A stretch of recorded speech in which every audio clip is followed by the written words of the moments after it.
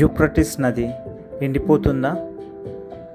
అంటే దేవుని రాకడ సమీపించి ఉన్నదా? అసలు ఈ యూఫ్రటీస్ నదికి దేవుని రాకడికి సంబంధం ఏంటి? యూఫ్రటీస్ నది గురించి బైబిల్ గ్రంథంలో చాలా చోట్ల వ్రాయబడి ఉన్నది.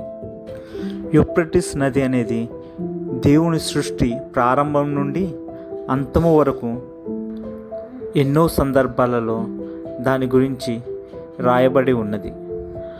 మొదటిగా ఆదికాండంలో దేవుడు ఈ సృష్టిని సృష్టించినప్పుడు ఏదోను తోటలో నుండి ప్రవహించే 4 నదులలో యూఫ్రటీస్ నది 4వ నది. అలాగే దేవుడు అబ్రహాముకు ఐగుప్తు నది నుండి యూఫ్రటీస్ మహానది వరకు భూమిని వాగ్దాన భూమిగా ఇచ్చారు. అలాగే ఇశ్రాయేలీయులకు యూఫ్రటీస్ వరకు వారి దేశం విస్తరించబడుతుందని దేవుడు చెప్పాడు. వీటితో పాటు ఇంకా ఎన్నో చోట్ల యూఫ్రటీస్ నది ప్రస్తావన బైబిల్లో ఉన్నది. వాటన్నిటిలో ముఖ్యముగా ప్రకటనల గ్రంథంలో యూఫ్రటీస్ నది గురించి చాలా ప్రాముఖ్యత ఉన్నది.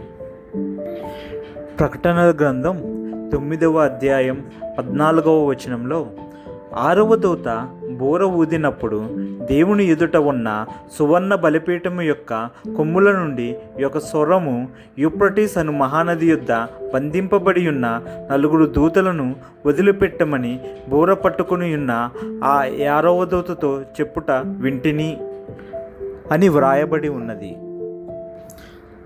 అలాగే ప్రకటనల గ్రంథం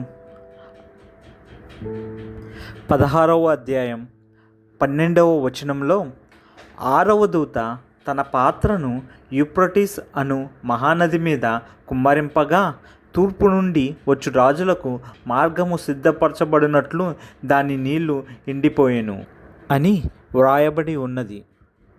అంటే యూఫ్రటీస్ నది చాలా ప్రత్యేకమైనదని బైబిల్లో తెలపబడి ఉన్నది. అది దేవుని రాకడకు సంబంధించిన ఎన్నో విషయాలను తనలో దాచుకున్నదని అర్థమవుతుంది.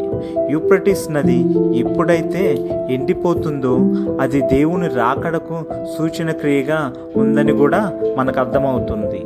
ప్రకటనల గ్రంథంలో చెప్పబడిన విధంగా 6వ దూత బూర ఊదినప్పుడు దేవుని ఎదుట ఉన్న సువర్ణ బలిపీఠం యొక్క కొమ్ముల నుండి ఒక స్వరము యూఫ్రటీస్ అను మహానది యొద్ద బంధింపబడి ఉన్న 4 దూతలను వదిలిపెట్టమని బూర పట్టుకుని ఉన్న ఆ 6వ దూతతో చెప్పుట వింటిని.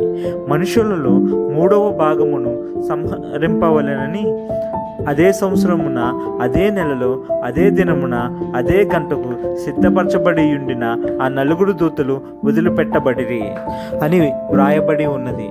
అంటే దేవుడు తన రాకడ సమీపంలో జరిగించబోవు సూచన క్రియలను ముందే బైబిల్లో వ్రాయబడి ఉంచినారు. అంటే దేవుడు తన రాకడ సమీపించి ఉన్నదని మనకి హెచ్చరికలు జారీ చేస్తున్నారు. అయినా మనం ఇంకా రక్షణ పొందక అలాగే ఉన్నాము. ఇప్పుడే ఈ క్షణమే మనం రక్షణ పొంది దేవుడు రాకడ కోసం సిద్ధపడి ఉండాలని, అందరూ రక్షణ పొందాలని అందరూ ప్రార్థించండి. రీసెంట్గా కొంతమంది పరిశోధకులు జరిపిన పరిశోధనలలో యూఫ్రటీస్ నది లోపల నుండి ఏవో శబ్దములు వినిపించుట కనుగొన్నారు. ఆ శబ్దములు ఎంతో ఘోరముగా ఉన్నవి. అవి ఒక రాక్షసుల అరుపులాగా వాళ్ళకి వినిపించినట్టుగా చెప్పారు. వాటిని సంకెళ్ళతో బంధించినట్టుగా, సంకెళ్ళ శబ్దములు కూడా వినిపించినట్టుగా వాళ్ళు చెప్పడం జరిగినది. ఇవన్నీ చూస్తుంటే దేవుడు రాకడ సమీపించి ఉన్నదనే అనిపిస్తుంది. అలాగే బైబిల్లో వ్రాయబడిన ప్రతి మాట నిజమని అనిపిస్తూ ఉంది. ఆ శబ్దాలు ఇప్పుడు మీరు కూడా వినండి. అవి ఎంత భయంకరంగా ఉన్నాయో.